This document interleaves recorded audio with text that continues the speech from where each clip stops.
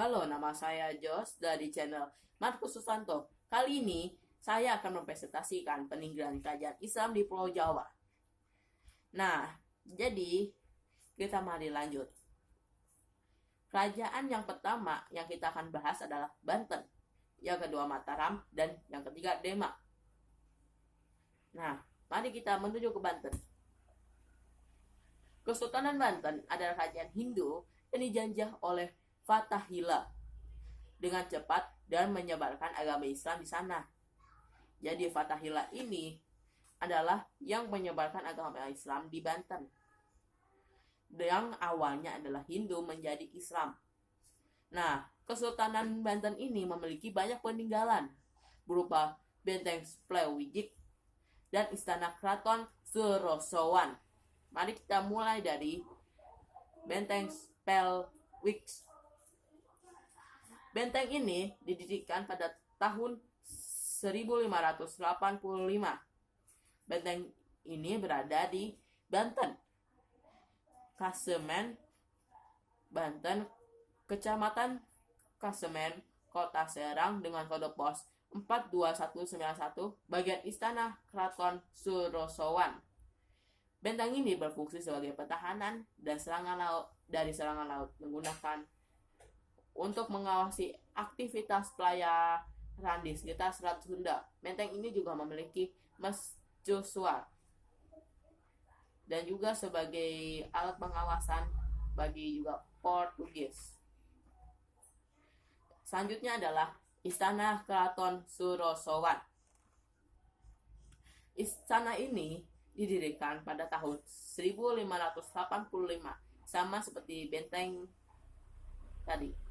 Nah, ini berada di tempat yang sama seperti benteng tadi, yaitu Banten, Kecamatan Kaseman, Kota Serang. Kira-kira benteng ini dan kerajaan Istana Keraton Surosowan ini berumur 5 abad. Ini berfungsi sebagai tempat Sultan Banten sekaligus menjadi tempat pusat pemerintahan.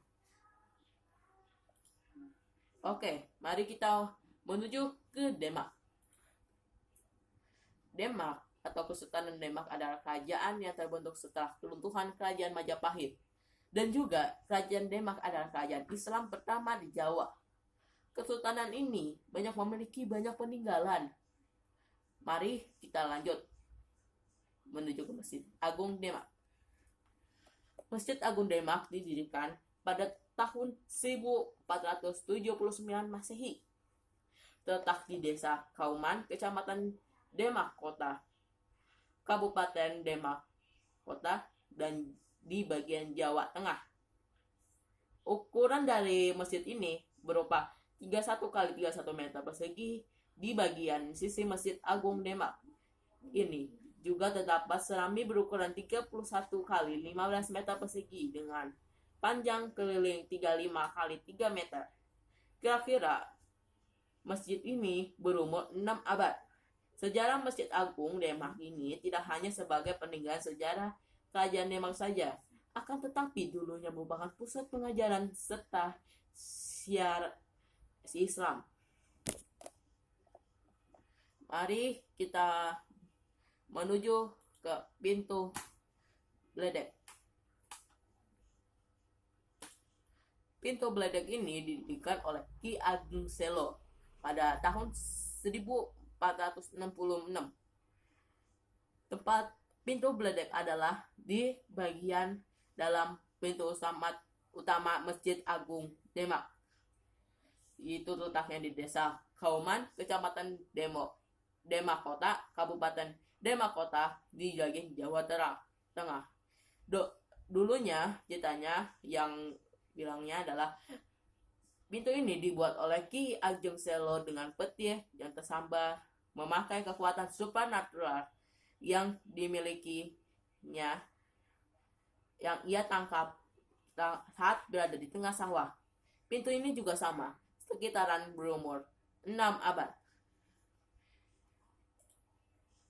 Mari kita menuju ke Mataram.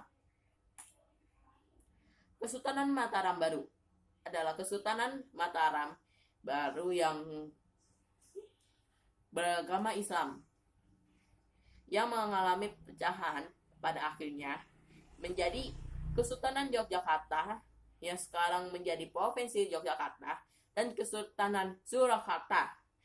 Kerajaan Mataram baru ini memiliki banyak peninggalan, salah satunya Masjid Kota Gede dan Kitab Sastra Gending. Mari kita mulai dari Masjid Kota Gede. Masjid ini didirikan pada tahun 1640 oleh Sultan Agung.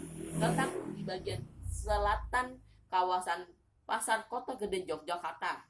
Terdapat dua prasasti yang menunjukkan terhadap pembuatan masjid. Kira-kira umurnya 3 abad. Yang berarti masjid ini dibuat oleh 2 raja. Yang dimana raja pertama tidak berhasil menyelesaikan masjid ini. Dan akhirnya dilanjutkan oleh raja yang kedua.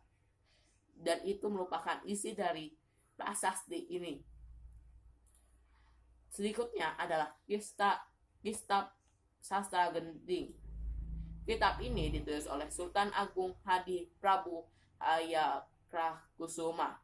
Berisi ajaran fisiologi menjadi orang yang santun dan serangan beberapa bagian akhirnya serangan Batavia. Disimpan di gedung Kirja Singaraja dan Lembah Lontar Fakultas Sastra Universitas.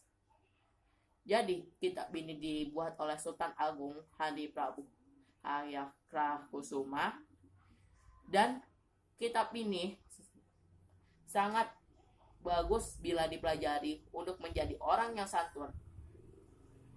Jadi setelah semua prasasti atau peninggalan yang telah ada di kerajaan Islam di Pulau Jawa, mari kita akhiri ini.